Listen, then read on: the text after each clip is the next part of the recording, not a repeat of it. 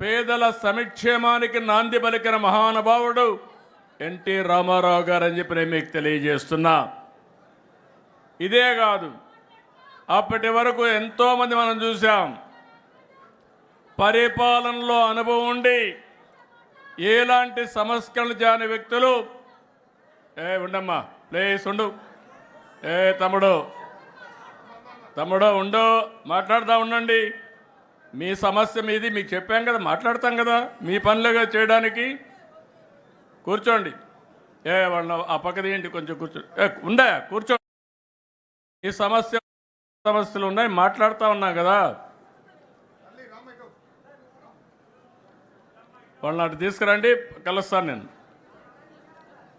ఆ కుర్చీ తీసి ఆ పక్కన నిలబెట్టండి, నేను వచ్చి కలుస్తాను బయటప్పుడు.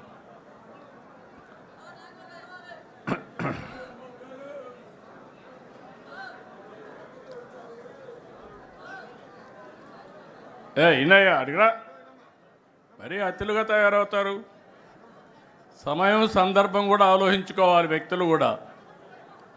ఈరోజు ఒక శుభ సందర్భంలో మనం రాష్ట్రం అంతా ఒక మెసేజ్ ఇవ్వాలనుకున్నప్పుడు మీరు కాగితాలు ఇచ్చారు, అన్ని కాగితాలు తీసుకున్నాం, ఆ పనే చేస్తాం, మళ్ళీ చేస్తాం.